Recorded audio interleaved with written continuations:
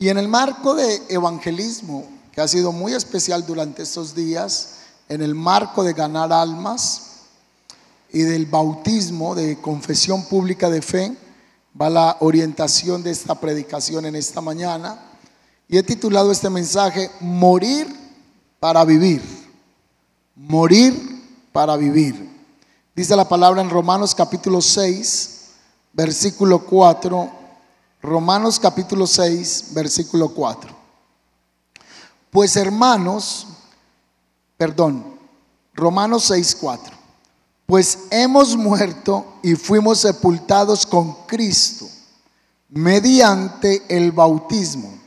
Y tal como Cristo fue levantado de los muertos por el poder glorioso del Padre, ahora nosotros también podemos vivir en una nueva vida. Voy a leer otra vez el pasaje para que me acompañe. Ahí está en pantallas. Romanos capítulo 6, versículo 4 dice así: pues hemos muerto a una vida, hemos muerto y fuimos sepultados mediante Cristo, mediante el bautismo. Aquí estoy como un poquito, no sé, en el interno, me ayuda un poquito. Vamos a leerlo otra vez. Pues hemos muerto y fuimos sepultados con Cristo mediante el bautismo. Y tal como Cristo fue levantado de los muertos por el poder glorioso del Padre, ahora nosotros también podemos vivir una nueva vida o una vida nueva. El pensamiento esta mañana es morir para vivir. Este pensamiento de morir para vivir es un poco contrario a la razón, un poco contrario a la lógica del pensamiento humano, pero en la vida cristiana la invitación por Jesús es: debes morir para vivir. Pero la inquietud que me genera el pasaje es: ¿morir a qué? Yo sé que su mente es tan veloz que dice, ya, yo sé a qué tengo que morir. Pero la pregunta es: ¿morir a qué? ¿A qué nos hace la invitación la palabra morir? Porque ya la raza humana ya está muerta. La raza humana está muerta a la vida de Dios, a la justicia, a la bondad del Padre, a la nobleza. Por causa del pecado, la raza humana ya está muerta. Entonces, si ya estamos muertos, ¿por qué la invitación es a morir? No me defina cosas tan a la carrera en su mente y espere que avance hacia donde vamos. Si ya está muerta la humanidad, ¿por qué la invitación es a morir? Lo primero que les quiero enseñar esta mañana es reconocer mi condición de pecador y de muerto. Lo número uno que un creyente debe reconocer es la condición de pecador y la condición de muerte o de muerto. Romanos capítulo 3, versículo 23 dice: pues todos hemos pecado. Nadie puede alcanzar la meta gloriosa establecida por Dios, porque todos hemos pecado. El pecado nos llevó a una muerte espiritual y nos ha privado de la vida eterna de Dios. Sin embargo, Jesús vino a salvarnos del pecado y de la muerte. En Efesios capítulo 2, versículo 1 al 3, la palabra dice: antes ustedes estaban muertos a causa de la desobediencia y sus muchos pecados, a causa de su desobediencia y de sus muchos pecados. Y vivían en pecado igual que el resto de la gente, obedeciendo al diablo, el líder de los poderes del mundo invisible, el espíritu que actúa en el corazón de los que se niegan a obedecer a Dios. Todos vivíamos así en el pasado, siguiendo los deseos de nuestras pasiones y la inclinación de nuestra naturaleza pecaminosa. Por nuestra propia naturaleza éramos objeto del enojo de Dios, igual que todos los demás. En Efesios capítulo 2 se plantea la condición espiritual del ser humano y es una muerte, y es una vida de muerte, es una vida de estar separado del Señor. Y aunque el versículo 3 termina diciendo que la raza humana, en otras palabras usted y yo, éramos el objeto de la ira de Dios. Cuando uno lee todo el pasaje, ve que el versículo 4 dice que aunque éramos pecadores, el Señor manifestó su maravillosa misericordia para nosotros, que aun siendo pecadores, Él tuvo un propósito con nosotros. Vuelvo a la pregunta: si ya estábamos muertos, ¿por qué la invitación nuevamente es a morir? Si la Escritura dice aquí que antes estábamos muertos, pero cuando estamos en Cristo se nos vuelve a hacer una invitación, y la invitación a morir. En la parábola del hijo pródigo vemos un momento crítico en su vida, y el joven reconoce una condición caótica, una condición de pecado. A todos conocemos la parábola del hijo pródigo. Pide la herencia, se va de la casa. Este hombre, este joven, este hijo es un tipo de la humanidad que se fue de la casa del padre. Pero cuando él está en un momento de dificultad, el dinero se le acabó, terminó con todo lo que tenía, acabó con la herencia. Él reconoce que la condición que él está es una condición pecaminosa. Lucas capítulo 15, 18 al 19 dice: volveré a la casa de mi padre y le diré: Padre, he pecado contra el cielo y contra ti, ya no soy digno de que me llamen tu hijo. Te ruego que me contrates como a un jornalero. Cuando él pierde toda la herencia, todo el dinero que tenía, por destruirlo en los vicios o en las malas acciones, él tiene un momento de reflexión, de introspección, un momento de pensar cómo estaba viviendo su vida. La conclusión es: he pecado contra Dios, he pecado contra mi padre. Entonces él tiene una acción. No solo lo piensa, sino que ahora él dice: voy a dar una acción. Me levantaré e iré a mi padre y le diré: papá, pequé contra el cielo, pequé contra el Creador. Pero no solo pequé contra el Creador, también pequé contra ti como mi padre biológico, te deshonré. Y yo no soy digno de que me llames tu hijo. Cuando él hace la reflexión, el pensamiento es: aún los esclavos y los trabajadores de mi padre tienen una mejor alimentación que la que yo tengo. En los días de esta parábola es bien conocido que lo mínimo que tenía un jornalero era pan y agua. Y él dice: daría todo por el pan y por el agua. Así que voy a reconocer que yo acabo de errar al blanco, he pecado, he hecho lo malo delante del Creador y delante de Dios. Así que la condición que él tiene por una revelación es que él ha pecado, es un pecador. Y una vez que él viene a la casa del padre, ¿cuál es la expresión que tiene el papá cuando el hijo pródigo viene a la casa?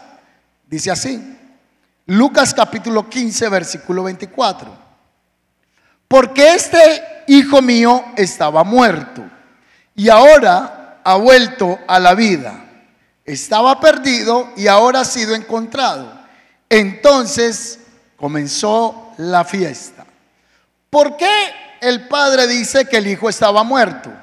Si el hijo tenía vida, el hijo podía respirar, el hijo biológicamente tenía una capacidad existente en esta tierra, pero la parábola dice que el hijo estaba muerto. El padre lo define como una persona que estaba sin vida y que ahora volvió a la vida. ¿Por qué el padre dice mi hijo estaba muerto? Estaba muerto en que el hijo no tenía una relación cercana con el papá. Y al no tener una relación cercana, al no tener comunión, el padre dice que el hijo era algo que se había perdido, que estaba muerto, que estaba lejano a la comunión con él. Así que dice la palabra que mi hijo murió, pero ahora volvió a la vida. Y de regreso a la vida, de regreso a la casa del padre, el padre ahora lo recibe con un fuerte abrazo. Ahora, ayúdeme a comprender un poquito esto. ¿Por qué la Biblia nos llama a morir a algo si nosotros ya estábamos muertos en nuestro pecado y en nuestros delitos? Aquí viene el punto. El hijo pródigo viene a la casa del papá. Es considerado como muerto porque no tenía relación con el padre. Pero al venir nuevamente a disfrutar de los beneficios del Padre, Él entra en la vida, entra en la comunión. Y una vez que entra en la vida, la invitación es a morir otra vez. El Hijo estaba muerto en delitos y pecados. Entra a la casa del Padre y entra en la vida. Pero estando en la vida, el Padre le llama a morir. Pero es una muerte diferente. Antes nosotros estábamos muertos en nuestros delitos y pecados. Ahora, para disfrutar los beneficios de la casa del Padre, el llamado es a morir a lo que el mundo nos invita y nos priva de los beneficios de la casa del Padre. ¿Me sigue hasta ahí? ¿Estamos mejor o más confundidos? Dice la palabra que antes de conocer al Señor, nosotros estábamos muertos en nuestros delitos y pecados. Una muerte muy diferente, lejanos a la vida de Dios. Ahora que estamos en Cristo, que es la vida eterna, Él nos llama a morir a las condiciones y a las invitaciones de pecado que nos separan y nos privan de vivir para el Señor. Morir para vivir. El hijo pródigo, que estaba llamado como el que estaba muerto porque estaba lejano de la casa del Padre Celestial, ahora es llamado como alguien que viene a la vida. Todos los que nos acercamos al Señor estábamos en total pecado. Me sigue hasta el momento. No teníamos la vida del Señor. Pero una vez que el Señor nos invita a su camino, nos dice: para tú disfrutar de lo que yo te quiero ofrecer a ti, vas a tener que morir a los placeres del mundo para disfrutar de los beneficios que yo te voy a entregar por medio de la vida. Así que el hijo pródigo tendría indudablemente que morir nuevamente a los caprichos que en el pasado tuvo en su corazón y que había escogido vivir una vida lejana al Señor. Lo número uno es que debemos reconocer que los que estamos aquí somos pecadores y estábamos muertos, pero Cristo nos dio vida juntamente con Él, y aún siendo pecadores, Él nos sacó del reino de las tinieblas y nos trasladó al reino de la luz en Cristo Jesús. Lo número dos es que tenemos que reconocer la gracia. Todo ser humano no solo reconocemos que somos pecadores, que estábamos muertos de la comunión con el Padre, sino que también debemos reconocer la gracia salvadora. Miqueas capítulo 7, versículo 19. Este profeta, juntamente con Isaías, Jeremías, muchos hombres del antiguo pacto, proclamaron de la redención que se manifestaría a través de Yeshua. Ellos lo vieron de lejos, pero lo proclamaron, lo profetizaron, algo que nosotros estamos experimentando. Miqueas capítulo 7, 19 dice así: Él volverá a tener misericordia de nosotros, sepultará nuestras iniquidades y echará en lo profundo de la mar todos nuestros pecados. Hablando de Yeshua. Aunque éramos pecadores y aunque estábamos muertos, Él nos trajo a la vida. Y por medio de su gracia misericordiosa, Él nos limpió de todos nuestros pecados, nuestras iniquidades. Y el profeta utiliza aquí una comparación, utiliza una analogía, y él dice: va a ser lanzado a lo más profundo de la mar. Y usted me dice: pastor, ¿quiere decir que en el profundo de la mar está lleno de pecados? No, lo que está diciendo es que así como está de profundo el mar, y que hoy la ciencia todavía tiene dificultades en llegar a las profundidades del océano, el Señor dice: no importa cuál haya sido tu pecado, yo lo voy a tomar y lo voy a echar en un lugar profundo y no me voy a volver a acordar de eso. Aunque estabas muerto y aunque estabas en pecado, yo te extendí mi misericordia y me he olvidado de eso. ¿Cuántos dicen amén a esto? Esto se llama la gracia del Señor. Dios me mostró a mí que Él me amaba. Primera de Juan capítulo 4, 9 al 10 dice: Dios mostró cuánto nos ama al enviar a su único Hijo al mundo, para que tengamos vida eterna por medio de Él. La vida eterna se da solamente por medio de Él. ¿De quién? De Jesús. En esto consiste el verdadero amor del Señor, En esto consiste el amor verdadero. No en que nosotros hayamos escogido a Dios, sino que Él nos llamó a nosotros y nos envió a su Hijo como sacrificio para quitar nuestros pecados. En esto consiste el amor de Dios, la gracia del Señor. Hace poco tenía un grupo Conexión y estábamos hablando acerca de la existencia de la vida eterna. Alguien decía, yo creo más en la reencarnación. Otra persona decía, no, yo no creo que Dios sea tan malo, que va a enviar a sus hijos a un lugar de eterna condenación donde se van a quemar eternamente. Yo no creo que ese pensamiento sea real. Así que quiero exponerte acerca de la gracia de Dios. La gracia de Dios es un beneficio que está disponible para nosotros y está en nuestras vidas tomarlo o no tomarlo. Y te lo voy a ilustrar de varias maneras. Según el planteamiento bíblico, el cielo existe y el infierno existe. De acuerdo a la palabra del Señor, hay una vida más allá de esta que nosotros tenemos. Se hizo una estadística y se llegó a una probabilidad no del 90%, no del 95% ni del 99%. Se llegó a una probabilidad del 100% de que todos los que estamos aquí nos vamos a morir.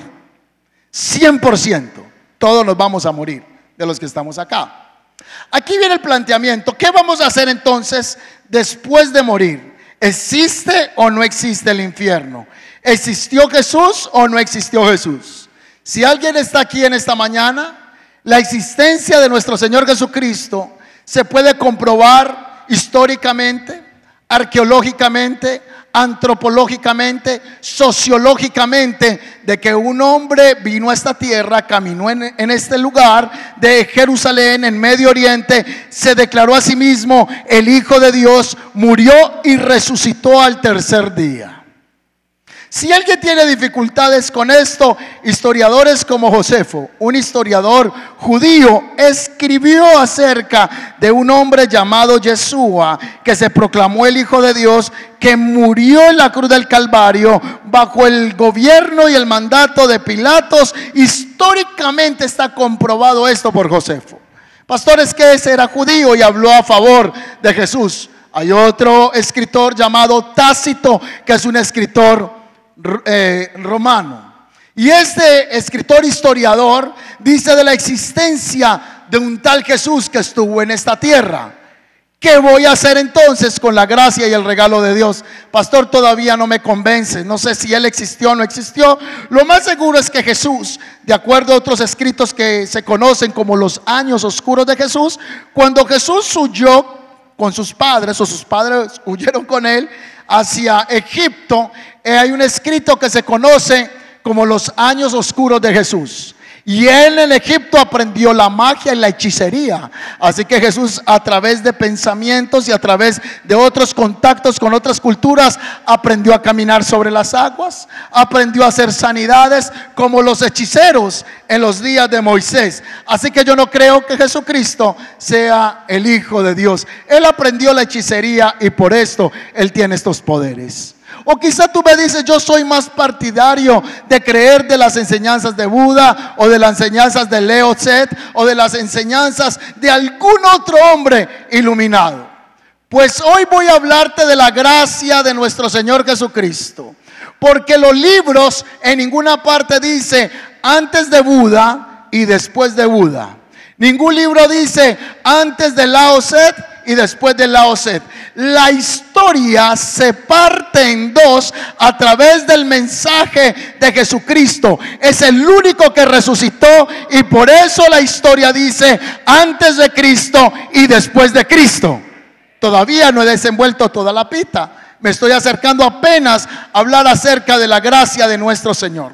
La gracia es un don, un regalo inmerecido para el hombre que es pecador y para el hombre que estaba muerto.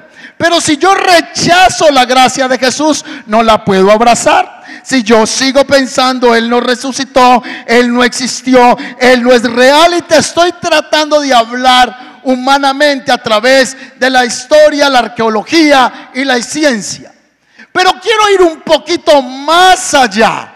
El hombre que rechaza la gracia de Jesús, creyendo que no hay un cielo y no hay un infierno, un día tendrá que experimentar o una situación real de bendición o una situación real de mucho dolor. Si alguien este día acá o un compañero suyo le dice: yo no creo que existe ni el cielo ni el infierno, yo creo que eso es un invento de los pastores, eso es un invento de la religión, el cielo no existe, el infierno no existe. Pues si yo me muero creyendo que existe un lugar de eterna salvación y un lugar de eterna condenación, y yo creí en nuestro Señor Jesucristo, yo pasaré a disfrutar de las moradas eternas. Pero si una persona se muere negando la existencia del cielo y la existencia de una eterna condenación, en ese momento ya no podrá solucionarlo. Esta persona tuvo mucho que perder y el cristiano no tuvo nada que perder, sino mucho que lograr. ¿Me estoy haciendo entender? Pongamos otro ejemplo. Yo nunca he ido a España, no he ido a Barcelona y a muchos lugares no he ido. Pero pongamos en ejemplo, no he ido a Europa. Y yo no puedo empezar a tener una negación, y por esa negación de que Barcelona, Europa no existe, no es real, eso no significa que deje de existir. Por ejemplo, viene Juan Alejandro y me dice: pastor, le compré unos tiquetes para Barcelona. Padre, tócalo ahora mismo. Entonces yo le digo: Juan, Barcelona no existe. Y me dice: pastor, pues tienes un problema mental, algo te está ocurriendo. Mira, aquí tengo los tiquetes, te puedo comprobar que Barcelona sí existe. Y yo le digo: no existe. Entonces Alejandro me dice: ¿y por qué tú dices que no existe? Porque yo nunca he ido a ese lugar, yo nunca lo he visto, nunca lo he tocado, nunca lo he palpado. Que yo haga esa negación de que Europa o Barcelona, donde él me está invitando, no existe, no hace que mi negación haga un efecto de que desaparezca Europa. No va a hacer esto. Así que si una persona dice: no existe un lugar de eterna salvación o un lugar de eterna condenación, eso no va a anular que el infierno deje de existir o que la salvación se desaparezca del cosmos. Así que el que rechaza la gracia de Jesús es como yo rechazar el tiquete que me compró Juan Alejandro. Y yo le digo: no lo acepto porque no existe Barcelona.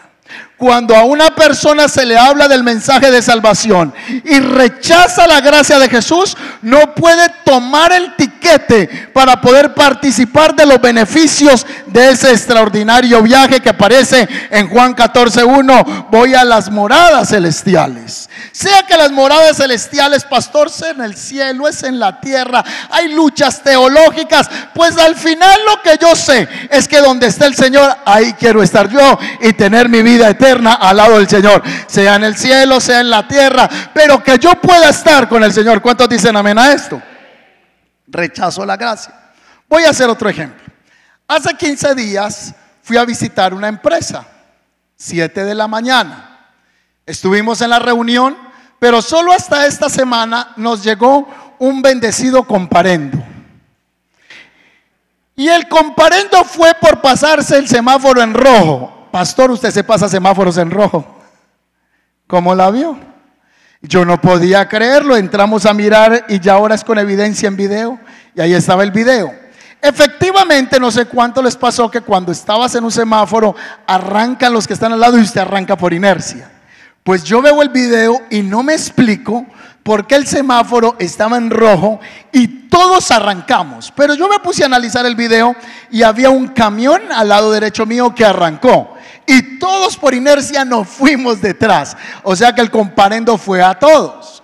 Cuando voy y miro el comparendo, ese comparendo da como de 1 milloncito y pico. Ay, Dios mío, 1 millón y pico. Entonces tenía que ir a capacitarnos en la Secretaría de Tránsito de Itagüí para luego pagar ese comparendo que era de 1 millón y pico. Pero si hacía el curso, podía participar de la gracia que me ofrece ese bendecido curso del 50% para yo no pagar el 1 millón y pico. Así que al hacerlo me estoy ahorrando más de 500, 600 mil pesos.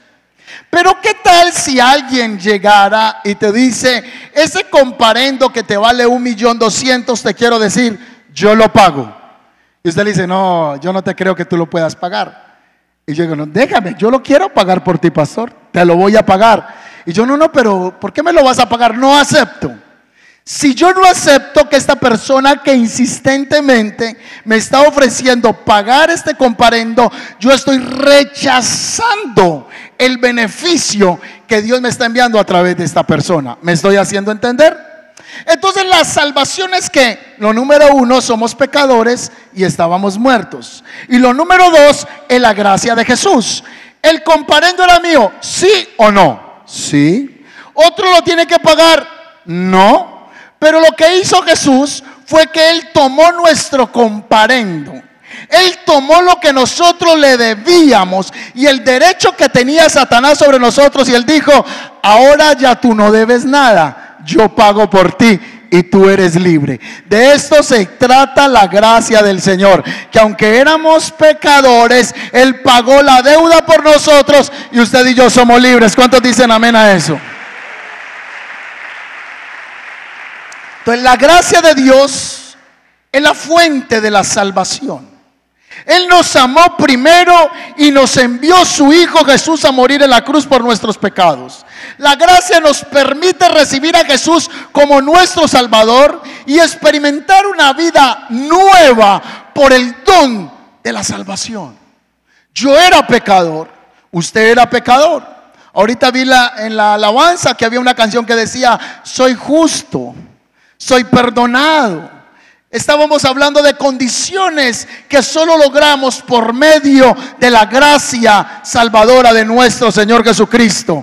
Así que hoy tú eres responsable de que te estamos diciendo, hay alguien que puede pagar el tiquete que tú estás adeudando. O recibe la gracia del perdón divino o sigues rechazando a Jesús. Muchos han estado rechazando la gracia de Jesús y dicen, yo no quiero a Jesús. Otros están enojados con Jesús. Otros están molestos con Jesús. Otros dicen que Jesús no los está bendiciendo, que Jesús no los escucha, y estás poniendo un límite para recibir la gracia de Jesús. Hoy vengo a decirte que la gracia del Señor quiere pagar tu comparendo, quiere pagar mi comparendo, que es muerte eterna. Pero el que recibe a Cristo en su corazón pasará de muerte eterna a vida eterna. ¿Cuántos dicen amén a esto?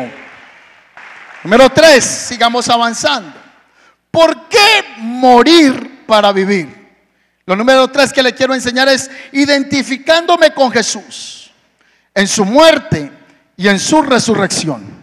Romanos capítulo 6 versículo 4 fue el pasaje bíblico que comenzamos a leer, y dice así: pues hemos muerto y fuimos sepultados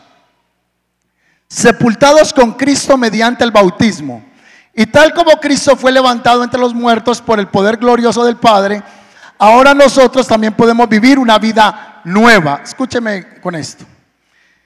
Nosotros nos identificamos con Cristo en su muerte, pero también nos identificamos con Él en su resurrección. No es una herejía lo que voy a decir, no me califique ligeramente, pero el creyente tiene dos resurrecciones. La primera resurrección es cuando nosotros vinimos a Él y estábamos muertos en nuestros delitos y pecados. Pero cuando la gracia del Señor se manifestó en nosotros, entonces recibo ese don inmerecido y resucito a la vida en Cristo Jesús. Esa resurrección en Juan capítulo 3 se llama un nuevo nacimiento, nacer de nuevo. Así que me identifico con Cristo en su muerte y en su resurrección. Una resurrección a la vida nueva, pero también creemos en una resurrección futura, porque nosotros creemos que el que muere en Cristo no estará muerto. Aunque no está en esta tierra, entonces nosotros estaremos delante de su presencia. Cuando Jesús visita a sus discípulos, una de ellas le dice: Jesús, si hubieras venido antes, mi hermano no hubiera muerto. Y él dice: ay, mujer, el que cree en mí, como dicen las escrituras, aunque esté muerto, vivirá. Aunque él esté muerto, vivirá. Así que nosotros nos identificamos con Cristo en su muerte y en su resurrección. En Gálatas capítulo 2:20 la palabra dice: porque ya no vivimos nosotros, sino que Cristo vive en mí. Entonces el creyente que viene a los pies de Jesús se convierte en un discípulo. Antes estaba muerto a la vida de Dios. Viene a la vida que es en Cristo Jesús. Y la invitación es: debes morir a todo lo que te priva de experimentar la vida en Cristo Jesús. Me identifico con Él en la muerte. Soy llamado para morir al mundo. Soy llamado a morir a los placeres pecaminosos de esta tierra. Jesús murió en la cruz por nuestros pecados y resucitó de entre los muertos. Y al identificarnos con Jesús en su muerte, estamos renunciando a una vida anterior de pecado. Estamos aceptando la nueva vida en Jesús que Él nos ofrece. Y esto significa dejar atrás nuestros viejos hábitos, nuestras viejas costumbres, y comenzar a entrar en obediencia con Cristo Jesús. Estábamos muy mal sin Jesús, pero también cuesta seguir a Jesús. El comparendo fue pago. El comparendo no me valió nada. Recibí la gracia del Señor, pero ahora me toca vivir una vida de negación, porque hay cosas que me gustan mucho de la carne a mí. Hay cosas que me fascinan, que satisfacen esta carne y me estremecen. Entonces el Señor dice: tienes que morir a esos deseos de la carne para poder experimentar la vida que yo te quiero entregar. ¿Cuántos dicen amén a esto? Identifícate conmigo en la muerte. Vaya conmigo a Romanos capítulo 6, versículos 5 al 10. Dado que fuimos unidos a Él en su muerte, todo creyente fue unido a Cristo ¿en qué? En su muerte. También seremos resucitados como Él. Y sabemos que nuestro antiguo ser pecaminoso fue crucificado con Cristo para que el pecado perdiera su poder en nuestra vida. Según este pasaje, yo fui crucificado con Cristo, porque había un poder sobre mí que me dominaba y me llevaba cautivo al pecado. Pero cuando estamos en Cristo, somos trasladados al reino de la justicia, y lo que nos dominaba pierde poder por la presencia del Espíritu de Cristo en nosotros. Amén. Me estoy haciendo entender hasta el momento. Ahora dice que pierde el poder sobre nuestras vidas y ya no somos esclavos al pecado. Pues cuando morimos con Cristo, fuimos liberados del poder del pecado. Y dado que morimos con Cristo, sabemos que también viviremos con Él. Estamos seguros de eso, porque Cristo fue levantado de los muertos y nunca más volverá a morir. La muerte no tiene poder sobre Cristo. Dice el escritor, no tiene poder sobre Él. Está hablando de Cristo. Cuando Él murió una sola vez a fin de quebrar el poder del pecado. Pero ahora el que vive para la gloria de Dios. Cristo murió una sola vez y ya Él no muere. Quiere decir que todo el que tiene a Cristo ya no muere, porque participa de la gracia y del poder imputado por Cristo en nuestras vidas. El que está en Cristo, nueva creación es, y ya no experimentará la muerte segunda, porque ya la muerte no tiene poder sobre tu vida. En otras palabras, Satanás no te puede hacer cautivo. Satanás no te puede matar, porque ya tú estás en Cristo, y al estar en Cristo, la muerte no tiene poder sobre ti. ¿Cuántos dicen amén a esto? Es glorioso lo que estamos aprendiendo esta mañana. En Juan capítulo 12, versículo 24, Jesús compara la vida con un grano de trigo. Y Él dice que para que el grano de trigo lleve fruto, debe caer en tierra y morir. Y si muere, podrá llevar mucho fruto. La vida cristiana es, imagínatelo todo al revés. Todo es al revés de lo que el sistema nos enseñó. El sistema nos dice: ¿quieres tener mucho dinero? No des nada. Pero el Señor dice: tienes que ser generoso. Y usted, pero ay, Señor, no tengo sino esto. Y el Señor te dice: tienes que dar. El que te hace daño, uno lo quiere coger por allá del pescuezo y estrangularlo. Pero el Señor dice, perdona al que te ofende. ¿Cuántas veces? Todas las veces que sean necesarias. 70 veces 7. Es un término para decir que si tu hermano viene y te pide perdón por algo y luego viene y te pide perdón por algo, él dice, debes extenderle la gracia. Todo es como al revés. Y aquí el Señor dice que para poder vivir hay que morir. Para poder experimentar la vida en Cristo nos toca morir para poder vivir en Él. Así que la vida en Cristo es todo lo contrario a lo que nuestra lógica tenía en la mente. Así que la gente que está dispuesta en esta tierra a obtener algo, paga un alto precio para comprar algo. Y sorprende que Jesús demanda una entrega grande a quienes le siguen a Él. Y Él plantea lo siguiente: si alguien me quiere seguir, hermanos, la verdad esto nos cachetea bien fuerte. Dice, si alguien me quiere seguir, le tengo 3 demandas. Primero, tiene que morir para vivir. Tiene que negarse. Pero ¿cuáles son esas 3 demandas? Él dice, esté dispuesto a negarse a sí mismo, tome su cruz y sígame. ¿Cuántos seguidores de Cristo hay acá? Con este pasaje nos damos cuenta si sí lo somos o no lo somos. Él dice, estar dispuesto a negarte a sí mismo. Lo número 2, él dice, toma tu cruz y sígueme. Y lo tercero es, tienes que dar tu vida. Voy a repetir otra vez, ¿cuántos son discípulos de Jesús? Ahí ya puede bajar otro poquito. Porque el Señor dice, si alguien me quiere seguir, tiene que negarse a sí mismo, negarse al ego, al enojo, a la gritería, a todo lo que nos inflama el carácter. Negarse a sí mismo. Número 2, tomar tu cruz. ¿Ha escuchado ustedes, hermanos, que dicen, ay, esta cruz que el Señor me puso? El Señor no pone ninguna cruz. Él dice, toma tu cruz, porque hay cosas que tú tienes que renunciar para seguir ¿a quién?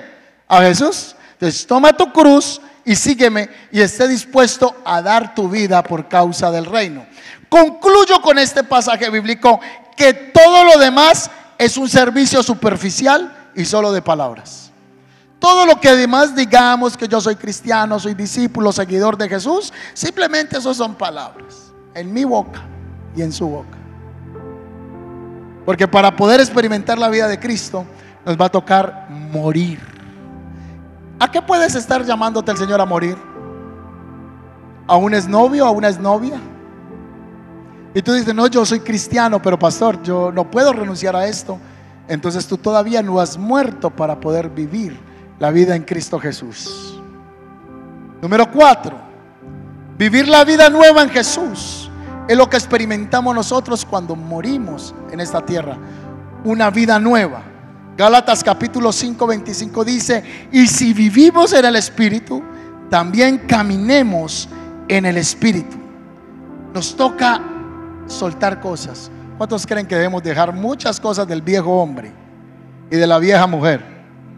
Así que el Señor te dice, deja el viejo hombre, pero no es a tu marido, es todas las costumbres que están apegadas al corazón. Estos textos son muy explosivos. Ahora mire Gálatas capítulo 2 versículo 20. Gálatas capítulo 2 versículo 20 dice, mi antiguo yo ha sido crucificado con... ¿Quién fue crucificado? ¿Su antiguo qué? ¿Alguien aquí se llama Marcela? Marcela. Un ejemplo, allá hay una Marcela. En ella hay 2 Marcelas. Está la vieja Marcela y la nueva Marcela. Entonces ya puede recordar, ay pastor, si usted supiera quién era yo antes. Esa era la antigua Marcela. Era peligrosa, no se la confío. Hermano, si usted conociera a Juan Esteban Pulido, hay 2 versiones. Hay 2 versiones de Juan Esteban Pulido. El viejo Juan Esteban Pulido no se lo recomiendo para nada. Pero ahora hay un nuevo Juan Esteban Pulido.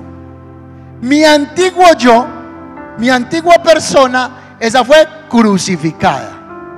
Entonces cuando usted se mira en el espejo y usted dice, uy, como estoy de lindo, como estoy de linda. Y usted dice, hay dos versiones de mí: la vieja mujer y la nueva mujer, el viejo hombre y el nuevo hombre. Recuerde usted cómo era su viejo hombre.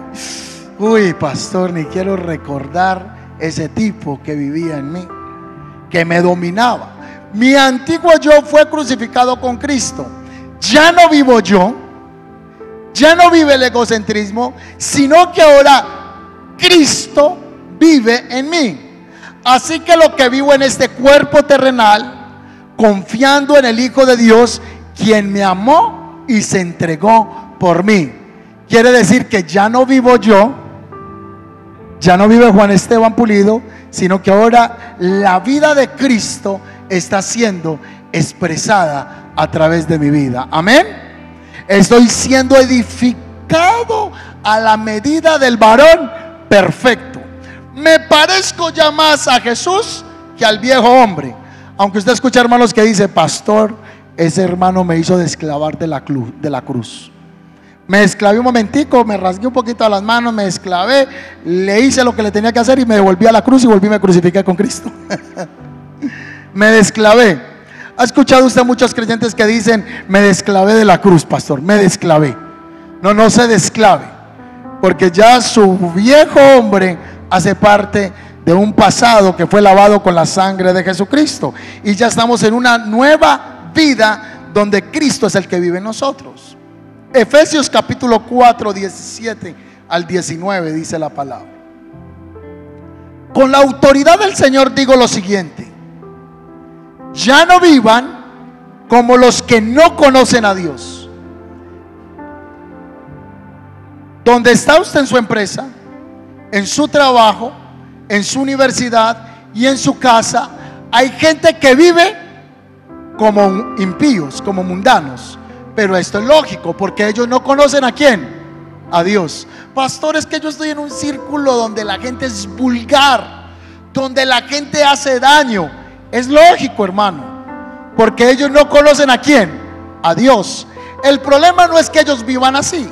El problema es que tú, conociendo a Cristo, vivas como que no lo conocieras.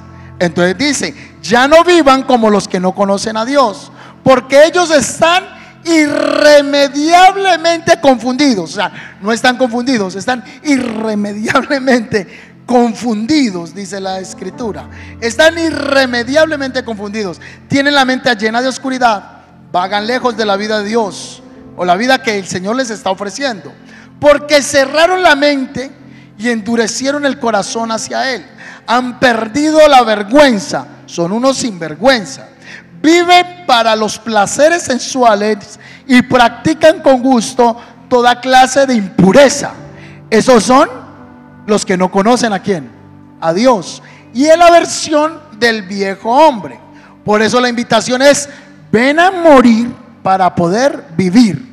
¿Y por qué me está diciendo a morir si ya estaba muerto en el pecado? Muy diferente.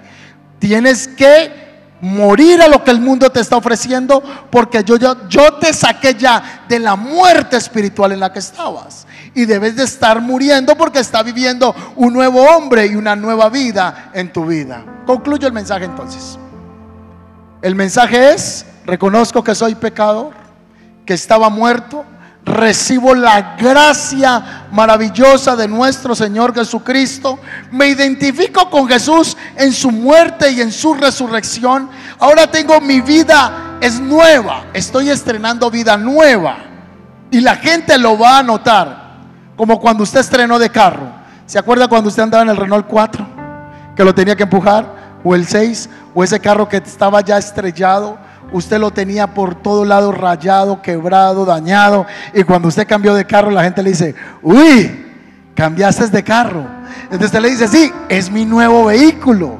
Entonces usted ahora está estrenando vida nueva en Cristo Jesús. Al identificarnos con Él en todo esto, quiere decir que usted y yo estamos dispuestos, escúcheme, a compartir nuestros talentos, nuestro tiempo y nuestra vida con Jesús, y para la gloria de su nombre en esta tierra. como yo soy una nueva criatura, tomé la decisión de compartir mi vida con Jesús. Mis talentos son de Jesús. Mi tiempo es de Jesús. Y mis recursos son de Jesús. Porque yo decidí caminar y compartir mi vida ¿con quién? Con Cristo. No se extrañe cuando usted le digan: venga, y usted es bobo, usted en esa iglesia, ¿qué es lo que tiene que dar? No, usted no tiene que dar nada. Usted decidió caminar con Cristo. Y usted en su agenda hay unas prioridades. Con sus talentos, sus recursos, sus capacidades son para Jesús y para la gloria de Dios en esta tierra. Siendo prácticos, hoy llegué esta mañana a la iglesia, siendo las 7 de la mañana pasaditas. Cuando llegué ya había gente aquí con la iglesia abierta. Estaban llenando la piscina afuera para los bautizos que en el segundo servicio se van a hacer. Gente madrugó porque como decidió compartir con Jesús, su servicio está para Jesús. ¿Me estoy haciendo entender? Venga, ¿y a usted cuánto le pagan en la iglesia por ir a ayudar allá y decirle bienvenido, abrazos gratis? No, porque esto no es un negocio de contratación para que tú hagas algo por un dinero. Tú lo haces porque sale del corazón y tus recursos son para el Señor. Un muchacho en el oriente diseñó la estructura metálica de la iglesia. Todo el diseño lo hizo él. Y digo: pastor, yo quiero donar el diseño estructural para la iglesia. Mis capacidades son para Jesús. Una niña es experta en patología estructural, y ella es la que está haciendo todo el seguimiento de la construcción allá, porque ella dijo: mis talentos son para Jesús. Unos chicos subieron anoche a la iglesia a hacer videos, a tomarle foto a los que se estaban bautizando, a hacer unas historias, y tuvieron que tomar su carro, pagar peaje de ida, peaje de venida, sacaron tiempo. ¿Por qué fueron allá? Porque ellos dijeron: mi tiempo, mis recursos y mis talentos están para servirle al Señor. Entonces, si tú eres ingeniero, si tú eres abogado, si el Señor te ha bendecido, si haces algo en esta tierra y tú dices: pastor, no tengo nada que ofrecerle a Jesús, tus recursos, tus tiempos, tus capacidades están para Jesús. Cuando yo me muera, según la estadística, estoy en la conclusión del mensaje, entonces, como todos nos morimos, decimos que vamos a pasar una vida eterna con Él. ¿Y cómo va a pasar alguien una vida eterna con Jesús cuando en esta tierra no quiere estar con Él? ¿Cómo vas a pretender querer estar con Jesús eternamente si en este momento corto de la vida tú no quieres morir para vivir? Si alguien hoy dice: pastor, es muy difícil, te abrazo y lloramos juntos porque estoy de acuerdo, y nos animamos los dos y le pedimos ayuda al Espíritu Santo. Pero la única manera de vivir la vida gloriosa de Jesús es que hay que morir. Tienes que ir a tu WhatsApp y tienes que morir al amante que tienes. Pastor, pero me encanta esa mujer. Pastor, no tengo la intimidad con mi esposa que logro tener la intimidad con esa mujer. ¿Quieres vivir? Tienes que morir. Pastor, pero es que tengo relaciones sexuales con mi novio y yo me voy a casar en 2 años, espero en 3 mínimo que me case. Vas a tener que morir para poder vivir. Y decirle al muchacho: le cierro la fábrica, o se consagra a Jesús, le cierro Orlando, el parque de recreaciones que tenía, no más. No, si tú no me dejas entrar en la montaña rusa, yo me busco otra montaña rusa. Búscate otra, pero yo voy a morir para vivir y experimentar la vida de Cristo. Esa es la vida de Jesús. Hoy tenemos los bautizos en que los creyentes recordamos que nos identificamos con Cristo en su muerte y en su resurrección, y que el que está en Cristo es una nueva creación. Padre, yo te doy gracias por tu palabra esta mañana. Te doy gracias, Señor, porque tú nos recuerdas hoy que tenemos que morir para vivir. Y a veces, entre tantos mensajes, tratamos de diluir y de ignorar que debemos morir para que la vida de Cristo sea en nosotros. Señor, danos la fuerza, danos la capacidad espiritual de experimentar esa vida gloriosa que solo tú puedes dar. Señor, que la sangre de Cristo nos limpie de todo pecado y rompe el poder del pecado sobre nosotros. el poder del pecado que nos domina y nos lleva presos, esclavos. Pero Cristo Jesús es el que puede liberarnos de la condición de muerte y pasarnos a vida eterna, pasarnos de la muerte espiritual a la vida que es en Cristo Jesús. Y entrando a la vida, ahora la invitación es a morir a lo que el mundo nos está entregando. Padre, yo te pido esta mañana que tu gracia y tu sabiduría nos sea revelada en este día. Que la gracia y el favor del Señor sea derramado sobre nosotros en Cristo Jesús. Le invito a colocarse sobre sus pies. ¿Y qué tal si cantamos esta canción? Merecemos tu gracia y aún así la tenemos. Tú cambiaste mi historia y me diste tu perdón. Tu amor rompió cadenas, quitó mis penas, me restauró. Tu amor abrió el camino, me dio un destino, salvo soy.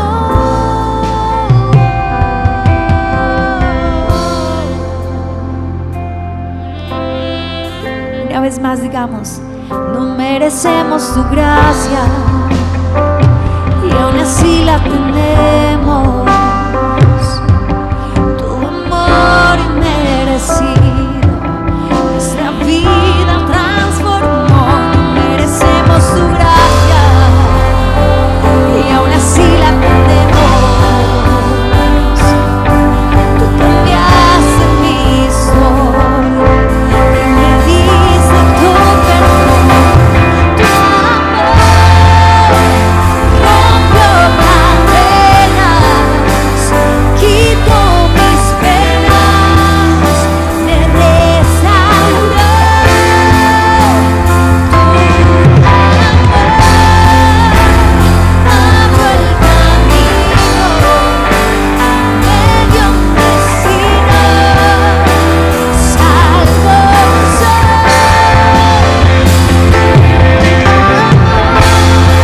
Rompió cadenas, quitó mis penas, me restauró.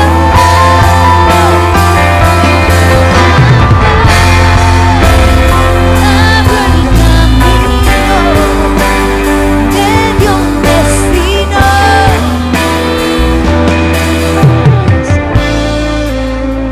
Tu amor, dilo, rompió cadenas, quitó mis penas.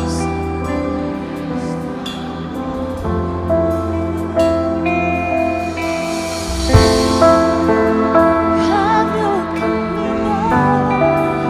y me dio un destino, salvo soy. Tu amor y tu amor abrió y rompió cadenas y quitó mis penas, me restauró.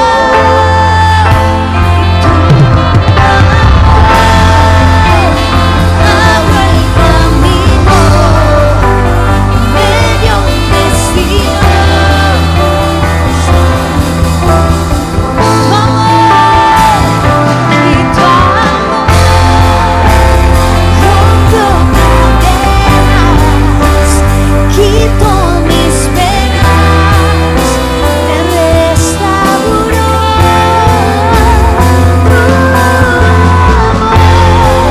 Tu amor abrió el camino, me dio un destino, salvo soy.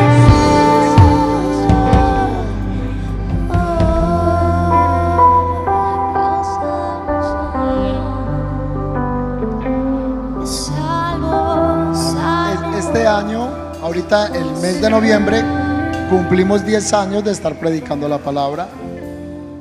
Y el propósito de estos 10 años no es que una institución cumpleaños y le estemos haciendo solo fiestas a una institución o a unos pastores.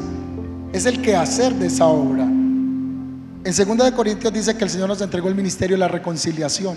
Entonces son 10 años llamando a las almas para que se reconcilien con Dios.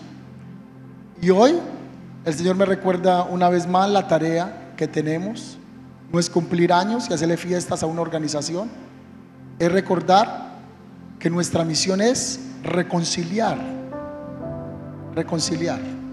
Si alguien esta mañana aquí siente que necesita reconciliarse con Jesús, que necesita abrir las puertas de su corazón, le quieres permitir recibir el tiquete para el viaje y quieres permitir que te pague la deuda del comparendo, si tú hoy abres tu corazón, el Señor va a venir a ti.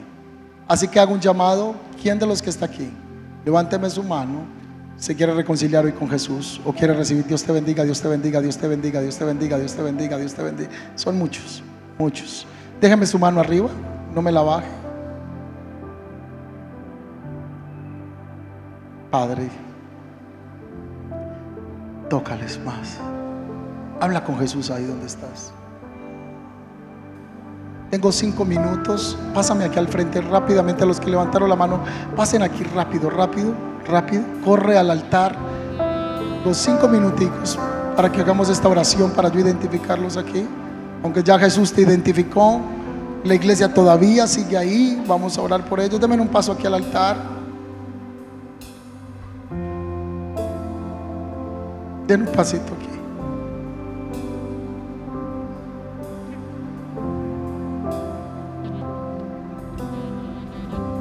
Denme un pasito adelante para que las personas puedan pasar.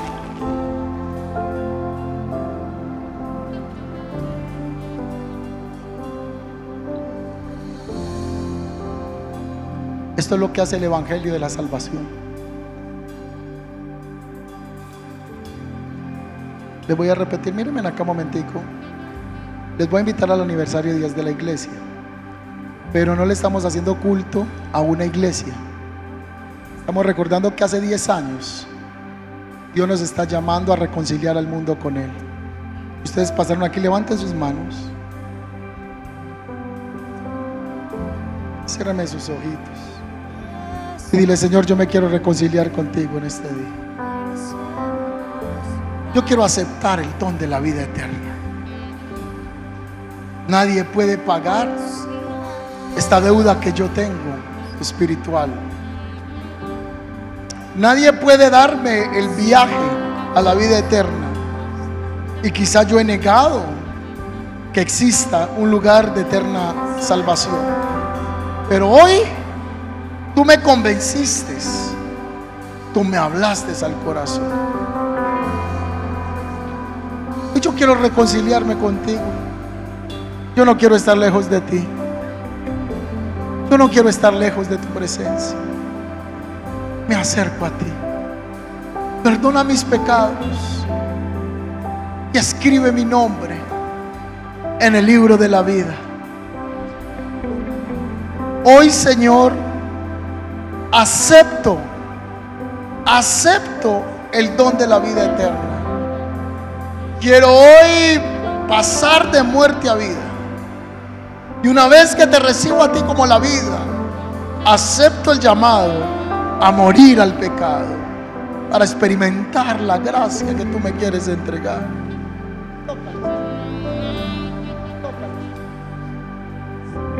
Un manto de amor de Dios sobre ellos. Un manto de amor viene sobre ellos ahora mismo. Eres amado por Dios. Eres santificado por Dios. Padre, yo te doy gracias esta mañana por estas almas que vienen delante de ti. Yo te doy gracias, Señor, porque esto es una casa de salvación. Esta es una casa, Señor, donde las almas son salvas y experimentan tu amor inmerecido. Padre, yo te pido que tu presencia venga sobre ellos. Y te pido que sean afirmados y que no vuelvan atrás. Que no sean estadísticas de los que vuelven atrás, sino que sean de la estadística de los que permanecen. Guárdale, Señor, en el hueco de tu mano y ayúdales a crecer, Señor, juntamente con el liderazgo de esta iglesia, en la vida nueva que tú ofreces. Oro que venga fortaleza en las tentaciones. Oro que venga firmeza en las pruebas. Y he decidido seguir a Cristo, no vuelvo atrás. Diga conmigo: he decidido esta mañana seguir a Cristo y yo no voy a volver atrás. He decidido abrir las puertas de mi corazón. He decidido seguir a Cristo, no vuelvo atrás. Ven aquí, yo quiero hacer una oración por ti. Padre, bendigo la vida de este varón.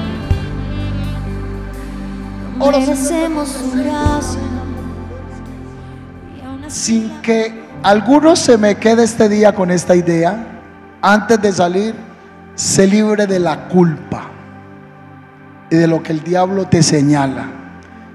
Te lo voy a repetir: sé libre de la culpa y de la acusación.